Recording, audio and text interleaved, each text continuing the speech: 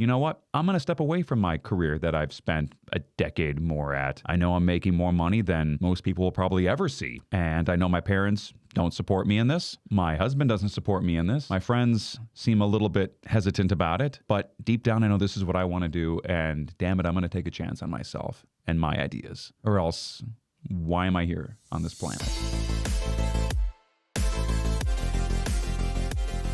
Hello, and welcome to Seriously Connected. This is a podcast connecting trailblazing women in business in upstate New York. I'm your host, taking over this month's episode of the podcast, and my name is Christina O'Donnell. I am the founder of Bright-Sided Media. We produce podcasts. We also create digital marketing content. And for more on that, head to brightsided.com. But first, let me tell you about this episode because we are bringing on a 3-time Emmy Award-winning, yes, Emmy Award-winning journalist. He also happens to be a TV news anchor at News Channel 13.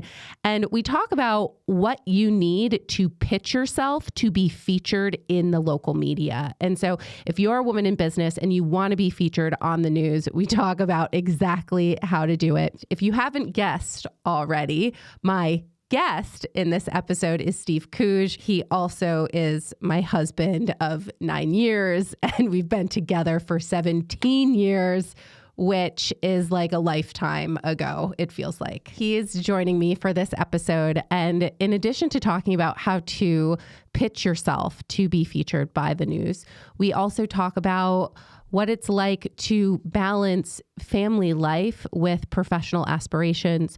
We talk about the sacrifices that not only women in business make in the pursuit of their dreams, but also the sacrifices that he's made in the pursuit of his own dreams. And we go to a place that honestly I wasn't expecting.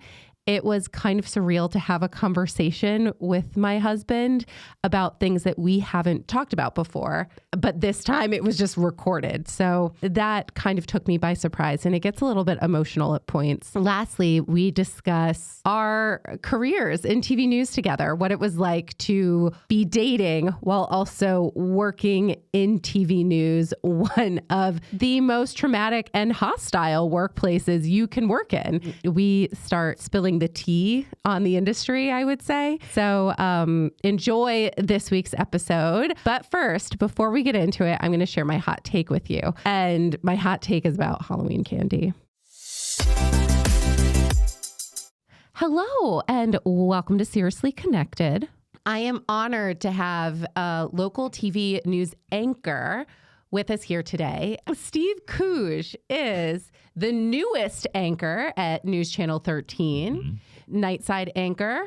He has a young family here in town, a 4-year-old and a 6-year-old. I hear you're married to a wonderful woman, that you have 3 Emmys.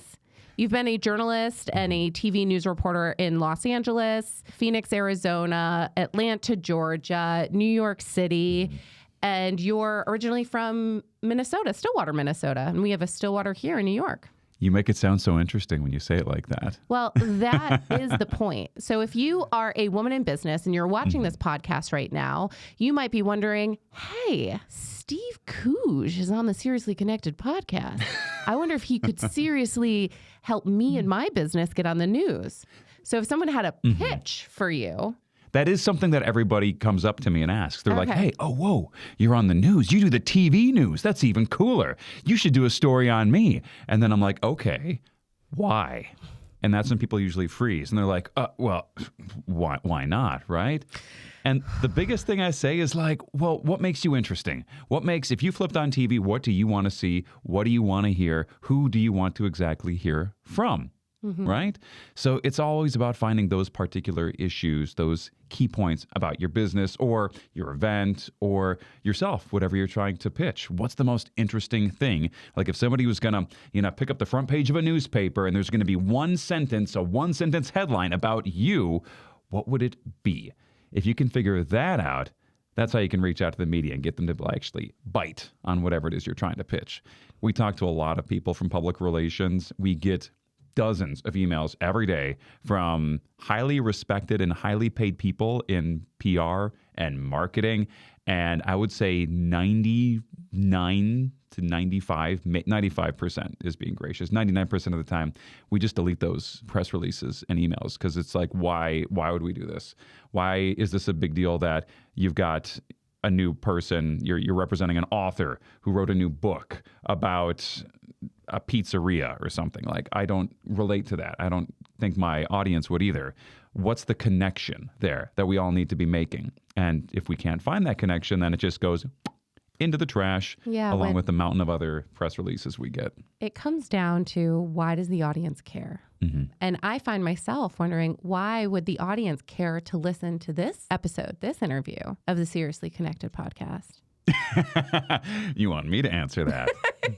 I mean, I think I come from two specific areas for people in business, women in business particularly. I talk to a lot of women, business owners, CEOs, doctors, people from all walks of life. And women in particular, one thing I see them struggling with is confidence. It seems like so many women, when all of a sudden they see a camera, they see somebody with a microphone, they get really nervous, and they feel that imposter syndrome, right? Oh, why does anybody want to talk to me? Why is what I'm doing important? And as a journalist, if I'm going to go talk to somebody, I already know why they're important. Then I have to convince them. I'm talking to you because, say, for instance, something big right now where the hurricane's going to Florida, and we've been searching for people with local connections down in Florida, and they say, why do you want to talk to me? I'm just, one of, 2 million people out here who are trying to escape this hurricane. Why me? And I say, well, because you've got a particular experience that we want to hear about. You had friends and family here in the upstate New York area that are telling you to evacuate, and you want to stay put. That takes a lot of guts and a lot of bravery. Where does that come from? So you might think that you're just an average, ordinary person, but deep down, there's something inside each of us that makes us special and unique. Something I find with almost every woman who is in business is they've experienced something traumatic or difficult in their life, and that is why they're in business, and that's why they have the resilience to still be in business. And a lot of times these are stories that we don't feel comfortable sharing. We don't feel comfortable talking about because we're embarrassed, or we feel shame, or it's reliving something traumatic that happened to us, and we don't want to talk about that on the news. But often that is the thing that you should talk about the most. Like, that is the thing that is going to connect you with the audience the most, is when you open up and allow yourself to be vulnerable. That is when, and when you find that story, right? Because we really connect through stories. Sure. And when you share that story with the news, and that's what you are really good at helping bring out of people, because sometimes it's really hard for people to tell their stories. But when you work with them, or when I work with them, being somebody who helps people tell their stories through podcasting, we kind of like coach them through telling their own stories. And it can be really hard. Yeah, it's very hard, especially for people who don't know what makes their story interesting. They know that they want to get attention, they want to be successful, they want to grab headlines, but at the end of the day, they're not sure how to do that. For instance, a little while ago, I interviewed a woman who was just starting her own new business here locally. She was opening up a new restaurant. And in her mind, her way that she wanted to get the publicity was, oh, I'm coming out with a new sandwich. You got to check this thing out. And I mean, that sounds strange, like a new sandwich or a new thing. I get press releases on that, like, yo, there's this new restaurant in town, and guess what? They've got a new sandwich. You've got to see it to believe it. And they put this in it. And you're like, as a journalist, you're like, okay, but is cool. there pickles in it? Yeah. Like, what about chips? All right. Anyway, yeah, exactly. Like, sure, that might get picked up if it's a special, like, it's the official chips and pickle sandwich day. We need to pick the one person, like International Donut Day or whatever. Like, okay, maybe we'll pick like the one person on that one day, but you're really rolling the dice because there's a lot of donut places or sandwich shops or whatever. So, I mean, they're thinking very superficial. I go to that restaurant because I'm just looking for a good story to tell. And I see a woman who has started her own new restaurant. And I start digging a little deeper, trying to peel away the layers. Okay, so what makes you interesting? Well, you started this restaurant. You're middle-aged. You got a kid. What were you doing before you wanted to start a restaurant? Oh, you were an engineer. You worked in Silicon Valley. You were making how many hundreds of thousands of dollars a year as a very successful engineer? Why would you want to take a risk to throw all that away to open up a sandwich shop here in this small town? It's something you always wanted to do. Okay, that's interesting. Why did you want to do it? Because you loved feeding people. You loved that thing that you got, that feeling inside of you when you cooked for others and you saw what you had made them happy. Okay, that's interesting. What did you sacrifice for this? I mean, were your parents against this? Oh, your parents weren't just against you throwing away this career that you went to a prestigious school for and making all this money to start a new restaurant. Your parents weren't only against this. Your husband, now ex-husband, was against this. You opened up this restaurant and it led to a divorce because your husband didn't believe in you. So here we have a huge story about this woman who really put it all on the line, lost some very close relationships, lost her marriage because she wanted to chase what mattered most to her, that feeling that made her complete, a feeling that made her like she was giving back to society. This is what she was put on the earth to do, to feed people. There's a lot of restaurants out there. A lot of people open them for different reasons. But this was hers. And she had sacrificed so very much. Now she's a single mom just trying to, make her dream work. Her one purpose that she was on earth here to do, have a restaurant, to raise her kid, and to be happy. And she's chasing all of that. Again, look how deep we dug and to find all these different layers, all these interesting points of this story that are so much more than just local woman opens up a new sandwich restaurant and, oh, by the way, she's got a new sandwich for sale. Check this out. Those are the kinds of things that catch eyes, that get the viewers involved. It's the kind of thing you'd see like in a soap opera. There's reasons why there's all these, deep, weird storylines that come in soap operas and TV shows because it finds a way to connect with people. And again, you might not think that your story is special and all, but when it becomes something we can all relate to, a story of, sacrifice, a story of really taking a step out there, being brave, going for what you want to go for, that's very relatable. And I think what makes it especially interesting is that not everybody has the courage to take that step, to say, you know what, I'm going to step away from my career that I've spent a decade more at. I know I'm making more money than most people will probably ever see. And I know my parents don't support me in this. My husband doesn't support me in this. My friends seem a little bit hesitant about it. But deep down, I know this is what I want to do. And damn it, I'm going to take a chance on myself and my ideas.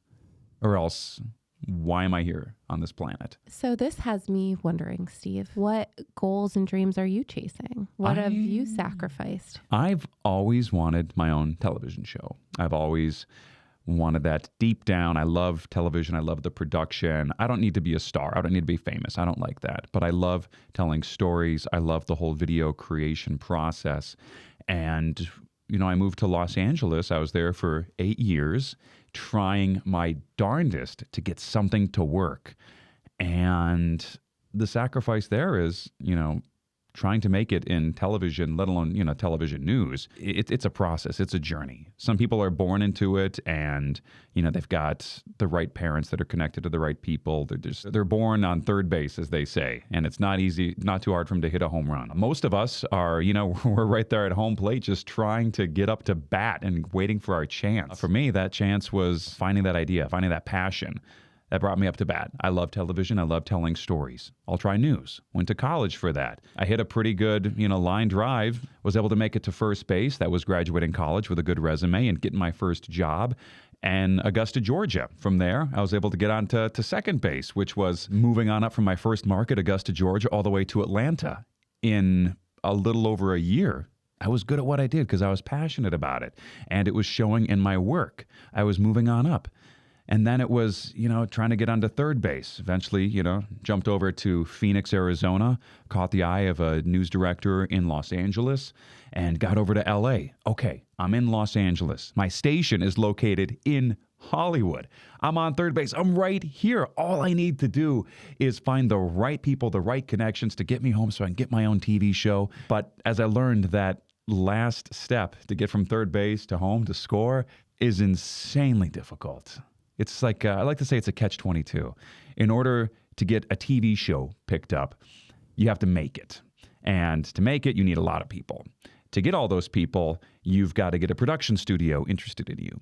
To get a production studio interested in you and your ideas, you got to have an agent, a good agent. To get a good agent interested in you, well, they usually like to see people who are already doing something and are very successful. So how do you get a great agent if you're not already really successful? It's kind of a slow crawl towards trying to find the right people to talk to and get the right circumstances so you can get that show.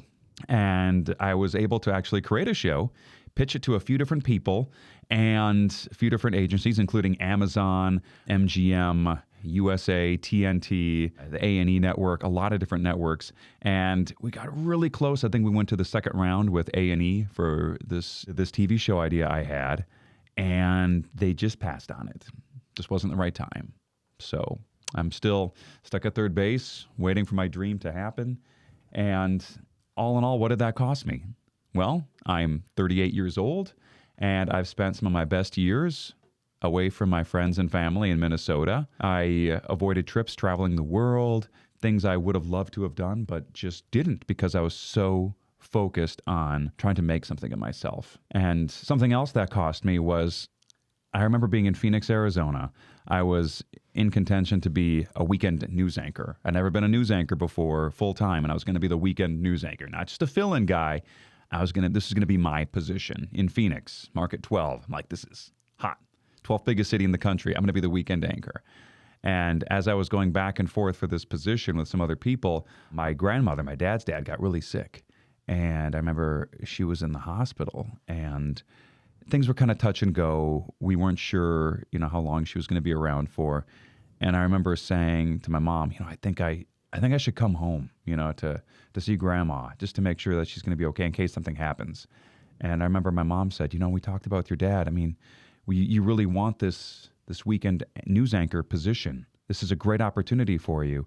And if you come home on this weekend, you might miss that opportunity to be the weekend anchor. And so I said, oh, okay, well, I guess it'll save me a plane ticket that costs a lot of money. And hopefully grandma will be okay. You guys say she's going to be okay. And I'll keep on, pushing and trying and performing to make my dream a reality. And in the end, my grandmother passed away like 2 weekends later. I wasn't there because I was still trying to get this weekend anchor position. And in the end, I didn't even get the position because they went with somebody else entirely who didn't even work at the station. And that's a lesson you learn. Like, there are some sacrifices you make, and it's not until you get older that you realize which sacrifices are worth it. If you are going to take a risk, at which point do you, put your family events and the people who matter most ahead of what you're chasing? And sometimes it's hard to figure out. Sometimes, again, like with my grandmother, we thought she was going to last a little bit longer than she did, but that's not what happened. And instead, I spent that time, where she was in the hospital, slowly dying. I spent that time working for something that, didn't even turn out in the end. Obviously, I kept moving on up, moved to Los Angeles, made it in New York City, and now I'm a full-time news anchor. So, in the end, I was still going to keep rising and keep improving. But at the time, looking back, I feel like there are things I should have done in the past I wish I could go back and redo if I could do it again. That's sad, Steve. That's life. You don't know what you're going to miss or what you're going to do, which is why I think it's so important, like right now, for me to be like present for my kids who are 6 and 4. And I know right now they don't really care. They're more just like, oh, we want to play games, we want to play TV, we want a rough house, we want to do this. And it's hard to like not be there for them all the time, especially as like a night anchor, because, I start my day at 3:30 p.m. and I usually don't get home from work until 12:30 a.m. So, I see my kids in the morning, I see them off to school, and then I really don't see them again in person until the next morning. So that's it. I mean, and we got FaceTime calls, but, when you call a kid on a phone, how interested are they in talking to you? Most of the time it's like, oh, hey, Dad, yeah, guess what? I'm hungry. Mom, give me some food to do this and that. And they're not, it's not the same as when you're there in person. So, driving 35 minutes while I have a break to get home, spend maybe 30 minutes or an hour with the kids, then drive 35 minutes back to work while I have breaks is important. It's hard and it makes my life more difficult, but it's worth it, even for those, those little moments, the little bit of time I do get to spend. My hot take is that if you are one of those families that gives out a toothbrush and toothpaste every Halloween, thank you. I appreciate it. Why? Because my kids will eat so much candy that they need that toothbrush and toothpaste. They also like really go at it with the toothbrush. They chew on their toothbrushes. So we are always in need of more toothbrushes. So if you are one of those families, thank you. Keep it up. But if you are one of those families who hands out crackers or cookies or those like peanut candies that are really chewy that nobody likes, stop it. They're gross. Don't do it anymore. We don't want those candies and we don't want crackers. We want candy. And if you are looking to give away a healthy candy, I researched this because USA Today just posted an article about what the healthiest candy you can give away during Halloween is. Do you have any guesses? It's peanut M&Ms. Peanut M&Ms is the healthiest candy you can give away for Halloween.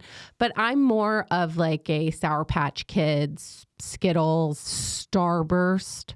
Starburst jelly beans are the best. But that's not really a Halloween candy. Let me share some stats with you. Okay, so this is from Rose Britt. She is a registered dietitian with Top Nutrition Coaching. And she says, if you want to provide a little bit more than just corn syrup to trick-or-treaters, peanut M&Ms contains a little less than 1 gram of fiber, 2 grams of protein, and 9 grams of sugar. It says here that Smarties are the healthiest sugary sweet that you can offer. Nobody likes Smarties. If you like Smarties, raise your hand. Nobody here is raising their hands. And I bet you there are not raising your hand because Smarties are like toothpaste, kind of. They're just like dry. They're not enjoyable. Who likes Smarties? Like Sweet Tarts are a lot like Smarties, but they taste better. Smarties are gross. I don't like them. Okay, it says here that in general, candy provides little to no nutritional value. The CDC's dietary guidelines for children and, the American Academy of Pediatrics recommends that children over 2 limit their daily added sugar intake to less than 25 grams, which is going to be pretty hard through Halloween. Like, let's just be honest with ourselves. This dietitian recommends allowing your children to splurge on Halloween because that can help them create a healthier relationship with food, because having them count grams of sugar or calories or anything might mess with their heads. So just don't worry about it on Halloween. And, balance is the spice of life. I truly believe that. And there will be people out there who give away toothbrushes. And that also just makes me feel good as a parent. Will you come to my house for Halloween and get a toothbrush? No. My husband has already bought all of the candy that we are going to be giving away. There is a lot of all the things with a lot of corn syrup in there. I don't believe we have any peanut M&Ms. But now you know that if your kids are going to be eating peanut M&Ms, it's the healthiest candy. That is my hot take. Thank you to the toothbrush people out there. I appreciate you. That, and I do think working in news fulfills you, right? Like, I think in part it is your dream. And so it's important for you to do that. Are you looking at your Baba up there? Yes. Yeah. Sure. I just saw you glance up. Yeah. No, it is important. Do you think about her often? I do. I wonder if they'd be proud of me. I remember, but it wasn't just my baba, which is Ukrainian for grandmother. It's babushka. I think about all my grandparents. I remember even my grandfather, one of the last, my mom's dad, one of the last talks I had with him was, oh, guess what? I'm pitching this new TV show and, hopefully in a couple of months, this will be the new big thing. And, you'll be so proud of me when you see this. And how exciting will that be? I'm here in Los Angeles. You're in Minnesota. You'll be able to flip on the TV and see me doing the show. And it didn't become anything again. And, it's exciting to talk about and to, think like, oh, this would be great if I could make this a reality. But it's not always meant to be. Or if it is meant to be, you don't know how long it's going to take. And right now I'm still on that, I don't know how long it's going to take or if it will ever happen. And I think that's a tough thing to come to grips with. When you are chasing some kind of dream, that seems incredibly difficult to grasp And then you start to wonder, okay, at what point do I give up? At what point do I switch gears and try something else? I think that's something that everybody who wants to be a professional athlete or an Olympian, baseball player, gymnast, NFL hockey, soccer, whatever it might be, eventually you reach an age where it's like, okay, well, I can't do this anymore because, I'm just not as fast or as strong as I used to be. What else am I going to do? If I'm not going to be this amazing athlete, what's my next, thing in life? With wanting to have my own TV show as a host, it's, you can be a host at pretty much any age, but how long are you going to am I going to try to pursue that when I might be putting other things off, like pursuing news, working for a network, being a correspondent? Maybe that's an international correspondent. Maybe that's, a network anchor someplace. But it's tough. Do you feel like you have your own show now that you're the anchor of a news program? No. At multiple different It doesn't, it's time even though slots? like I'm on the show and I'm, the main person in front of the camera talking, it's not my show because it's put together by a bunch of other people and it's a news program. Even though I write parts of it, there's lots of news programs all around. I think mine is special because I add a little more personality and, fun into it and try to find a way to tell these somewhat everyday, boring stories in a way that's interesting to people, to get their attention, to make them see that news is important. But in the end, doesn't feel like my thing, especially because, my thing, this local television news program, really can't easily be watched by my friends and family in Minnesota or in California. Have they not downloaded the app? Oh my gosh, if they could just download the app. They can. Right? Exactly. You can put it on Roku. And they're almost 70 years old and they're not going to figure that out.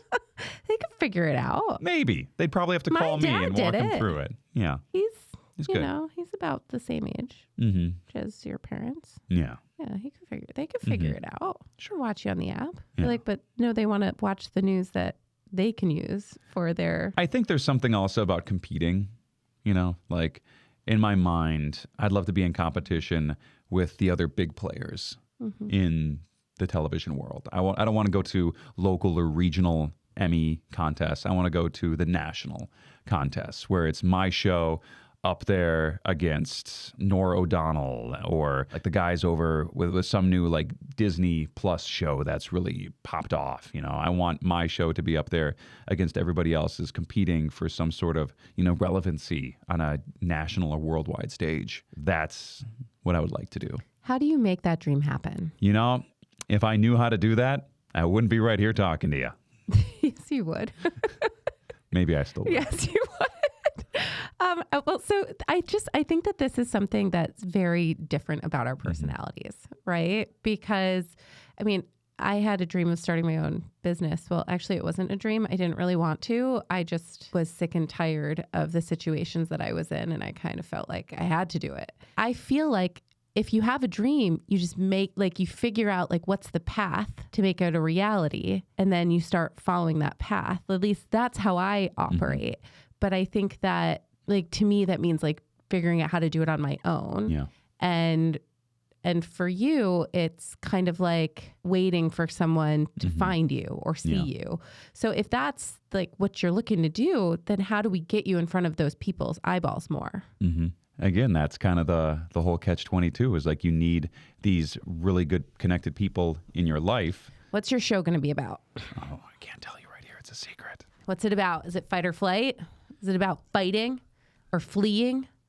If you're in a situation where all of a sudden there's a fight in the alley next to you, what do you do? Do you get involved or do you run away? What if they have a hammer? Or an axe. Do you use your chair in self-defense? How do you do that? Is there a way? See, she knows because she's seen my pilot episode that I've been pitching to all these networks. Yeah. So that is the show. That is my thing that I thought was interesting. It's now more than ever, we see reality TV or real situations unfolding from parts around the world, people capturing things on their cell phones, things getting picked up by security cameras. And I thought, how can I use my talents of A, being a great storyteller and journalist, and B, being very experienced with mixed martial arts? How can I combine those two passions of mine into a TV show? And for me, it was, analyzing real life fights that happen in public and teaching people how to be safe if something like that breaks out around your friends, you or loved ones, whether that's in a bar or in a parking lot or in a shopping mall. If something dangerous breaks out, if somebody, who knows what happens, how are you going to react and what can you do better? So that's my show, and teaching people how to succeed from that. And my next step that I'm trying to take with that, again, is get it to a television network that wants to produce it and get it on the airwaves. And to get in front of those people, you got to have people connected to the people who are the gatekeepers. And those are the agents. You need a good agent. And to get a good agent, again, you've got to have, something about you that catches their eye. And I've got a bunch of agents, but I don't have any with like the major agencies like the Creative Artists Agency or William Morris Endeavor. Yeah. What catches, what's your thing? That's the thing. I need a thing. Right now, I'm just a pretty face with a good voice and some great ideas, and that's all I have. That's all you got. I really do think that, there was a time in television before the internet. You do know karate. Yes, I do. But for instance, like Wheel of Fortune, Pat Sajak, Dirty Jobs with Mike Rowe. Do you know these people just worked in the TV news business before they really took off and got big? They just went to regular auditions because they were good on TV. And freaking social media came in and effed it up. I know. And now social media. And now you've got Ryan Seacrest out here taking every single hosting opportunity. And the ones that he's not taking, Steve Harvey is out there gobbling up. They're good at what they do, but it's like, could you leave some scraps for us? Anyway, there was a time when just all it took was like, hey, you're somebody with a good voice and an interesting personality. Let's give you a shot at Jeopardy. Could you be the host for that? I don't know. So I think maybe I was born a decade too late. Yeah, maybe. Mm-hmm. Or a decade too soon. Yeah, never know. Shoot. I do think about that being born too soon because I was, right when YouTube was starting to take off, I was like maybe a senior in college when YouTube was starting to get noticed. And had I been a little bit younger at the time, not in college, I would have jumped on it quicker. Because in college, I wasn't taking YouTube seriously at all, when I should have been, and starting my own thing to get recognized before everybody had their own YouTube channel. Yeah. So yeah, born a decade too soon and a decade too late for a number of reasons. Why am I here right now? What am I going to do? Well, what is next for you? World domination. I don't like that. No. What's really next for you? Supporting my family, my kids, and my wife. Aw. I don't know if you're being serious, but that is what I'm doing. What's next for me? That's the thing. It feels like a waiting game sometimes. I'm trying to pitch my television show to become the next big hit, but it feels like a lot of networks are kind of like in this wait and see mentality before the election takes place. Yeah. And after that's all over, I think people will settle into, okay, what do we want to do now? Just got to wait for that to happen. But again, you don't want to wait. You want to get out there and grab life by the reins and make something of yourself and, be proactive. But eventually there's only so much, action you can take before, you're sending out emails and text messages and phone calls and not hearing anything back. And you don't want to be annoying by repetitively asking people you've already, reached out to. You don't want to be that person and burn any bridges accidentally. So you're kind of just stuck waiting for a little bit. What has it been like working with your wife? Which wife? That's a very great point. Like, are you going to get the good one or the bad one today? I don't know. What has it been like working with my lovely, fantastic wife? So we've known each other since college. We started dating almost immediately after meeting, within a week, right? Yeah. Was it a week or 2 weeks? I don't know. It's about it. You played hard to get for a long time, though. Well, yeah. I'm still playing. I see. But what has it been like? Because we have traveled the country working together, and we are two ambitious people. And what is that like for you? I mean, I know what it's like for me, and it's hard.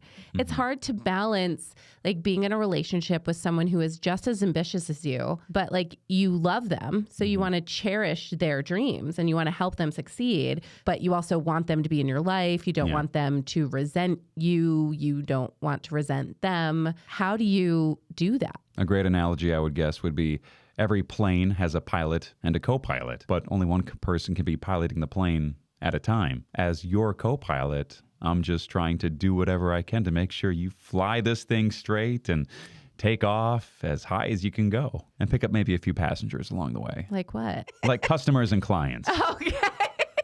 On this business plane of yours as we try to go higher and higher with it. I just try to do my best to lend my talents to you, to support you and raise you up as best I can, because I know, if you succeed, it just makes things easier on everybody else. My dream is different. And again, because there is so much of like a, work really hard, put something out there, and then wait. It feels like there's seasons for my dream, whereas yours is constant. And there's not always something you can do to necessarily help me, but I feel like there's a lot of things I can always be doing to help you. I don't know. I think we need a show, a podcast, YouTube channel for Steve Kuzj. It's difficult when we both have ideas that we like and we, want to pursue, and, creative minds that don't always think on the exact same page. So I think that can be tough sometimes, because sometimes the co-pilot wants to, take over the flight stick. But you're like, no, that's mine. Back off. Stay in your seat, co-pilot. But that's how it is. It is how it is. I don't really know what to say. I didn't know I was going to be piloting the plane. Well, at some point, I'd like to jump out in my parachute and then commandeer a different plane and then take off in that. What is that metaphor? What does that mean? I'll have a parachute. It'll be okay. I don't know if I want you to jump ship, man. Who's flying the plane? I'll just move back into coach and relax. I'm at first class. We'll say first class, where I can relax and put on a movie. Oh, wow. I don't even know. I don't exactly know how this analogy is going either. But how it's working. I don't know if I like it. But I say that because eventually you won't need me as much. You'll be able to fly it all by yourself. Because with any person trying to get, again, a business off the ground, aka a plane off the ground, it takes a team of people to make that happen. Got it. I mean, and we could take it further. Like, who did we have initially just fueling up your plane? Where do those people come from? Those are our parents, maybe, instilling the values in us, our teachers, our professors that, showed us how to reach for the stars. And so look like you want to throw up as I'm talking about this. Anyway, so here we are, rising up higher and higher, gaining altitude with your business plane. And I'm sitting there right alongside you, trying to do my best to help you get to where you want to go. Thank you, Steve. And once you level off in your business plane and everything seems to be going smooth and you look like you're ready to buy a whole new fleet of planes and do all sorts of international flights, then I can get in another plane. I was thinking we were going to go someplace else. Where did you want to go? I don't know. I thought maybe we were going to go back to Augusta when we first started working together and you were my boss. Yeah. And that was the beginning of us really working together. Yeah. It's hard. It was hard because I feel like I'm somebody you're a boss for a reason. You like to be in charge. You're a leader. You like to lead. I don't know if I like to be in charge, but I feel like you're not. You might not be comfortable if you're not in charge sometimes. Okay, that's a good point. Yeah, because you've got this vision in your head, and you want to follow that path. And other people coming in, even if it's me, we don't have your exact same vision. We might have different ideas or paths to get there, but they might not coalesce with your vision. So that was kind of a lesson I had to learn. Sometimes I needed to be quiet and just listen to what you had to say instead of kind of inserting my own ideas. Well, when we worked in Augusta, Georgia together, so Steve and I were both working journalists in TV news. And I mean, the stories we would cover were crazy. Yes, really crazy. Do you remember the story that you covered? I think it was your first story that went national. Was it the albino man? Yeah. Who was chopped up? Yeah. In his coffin? Yeah. There was a 6'8" albino man whose family had him buried. And the day of the funeral, they realized the extra large casket they had purchased for him didn't seem so extra large after all. So a month later, when the coroner dug him up, they discovered that the funeral home had sold them. They paid for an extra large casket, but the funeral home gave them a much cheaper, normal size casket. But in order to squeeze an 6'8" tall man in there, they had to cut off his legs and put them in the casket next to him so he could fit in one piece. Well, multiple pieces, actually. Anyway, it's a crazy story. It's wild. At the end of the day, that affects us differently. I would hear that. I'm like, that's horrible. I can't wait to tell this story. There were stories that you were on, and it was like, this is horrible. This is absolutely heartbreaking. I can't help but feel for the family and the children that are left behind now, and it takes an emotional toll on you. So we were affected differently by these stories. And, in my mind, I was just trying to help you get through that. And sometimes I thought maybe this isn't right for you if you can't, compartmentalize this emotional side with your personal side. Because at the end of the day, you're talking about this father who was killed in a car accident. Tomorrow you're going to have another story you're going to have to do. Yeah. And you can't come back to work with yesterday's story still weighing on your heart. Yeah. I think that was like the most difficult thing for me in news. And it's still difficult for me today, but at least now we spend more than 2 minutes on a story, and it's like not on to the next story. It's like, oh, we're sticking with a story for like a year. Yeah. And that feels better. Does it justice? Yeah, it feels like it does it justice. I don't have to just like open up with someone and leave them. That feels sad. So we hear the confusing story about what's next for me. What's next for Christine O'Donnell and Bright-Sighted? Well, currently, I'm taking over the Seriously Connected podcast for the month of October, which means Halloween is coming. This is the third of 4 episodes, and my goal is, of course, to speak to women in business and let them know that this is a podcast that they can come to share their stories and bring in people they can interview so they can let people know more about their business. You're somebody who works for Bright-Sighted as well as WNYT. Is there anything that you would want people to know about the Bright-Sighted business that we haven't talked about? I think what Bright-Sighted does great is working with clients and people on an individual one-on-one basis and helping them figure out what makes them special. Because everyone is special and unique deep down at some level. And it's just finding that, digging it out, and being able to tell those stories to connect with a much larger, broader audience. Is there anything else that I should be saying? What's my story? What's my headline?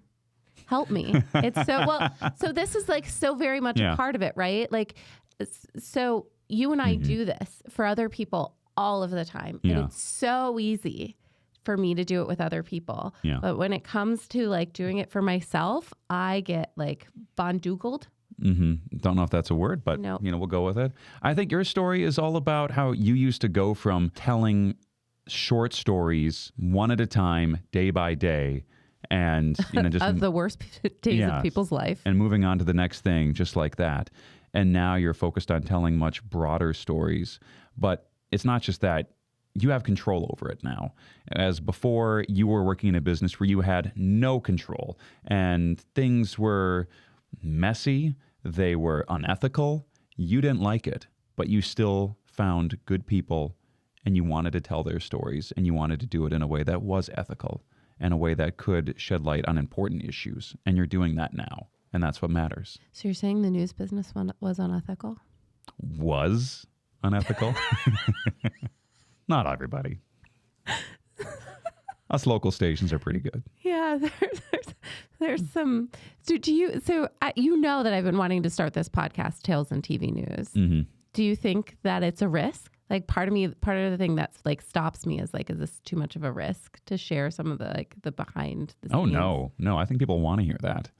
Yeah. Which story should I start with? Oh my gosh. It could be next episode. Which out of all the stories of my life in news would we share? The one that I think about that I love the most is the high-speed chase in Los Angeles when you were anchoring on Fox LA and you were describing what was happening as these pursuit suspects cut off a TMZ like tour bus in the heart of Hollywood and started like throwing money or stuff at them. Bread.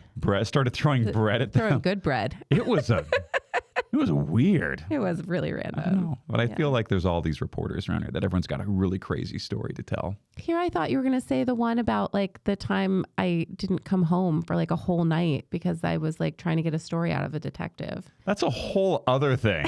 That was like were we married at that point? Yeah. My wife disappeared, went on a date with a detective. It's not a date. I'm just going out to meet a guy for drinks. Okay, not a date. Oh, what time is it now? It's 2 a.m. Christine's still not here.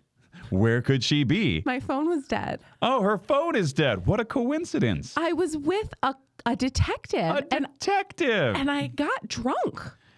And my phone. So, side note, in the news died. business, a lot of news reporters end up in inappropriate relationships with members of the law enforcement. Anyway, what was I supposed to do? I couldn't drive with the. Yes, that's. I'm sure he would have written you a ticket right there. That's how they get you in their relationships. Mm-hmm. You're too drunk to drive. Better stay with me, lady. I'll write you a ticket if you leave. Get on the back of my motorcycle. We're going to IHOP. Well, Christine, I love sharing stories with you, and I know we've got a whole lot more that we could tell in the future, I'm sure. Thank you very much, Steve, for being on the show. I miss doing this. Mm-hmm. I miss talking with you. Yeah. Yeah, this is kind of fun. Yeah. It is nice when we're not at home surrounded by kids who are like, I need food. My tummy hurts. And you can hear me just yelling. Not food, snacks. Food is snacks. Pick up your clothes. Put your pants back on. Snacks Get your finger food. out of your nose. Yes. It's a lot of that. Anyway. Hey, thanks for being on the show. My pleasure. Thank you so much for listening to this conversation with Steve and I. I really like him, and I hope you liked him too. And if you have feedback for us, be sure to connect with us on Instagram. You can send us a DM. We are at Seriously Connected Pod, and we look forward to hearing your feedback. And don't forget to share this podcast with someone you think needs to hear it.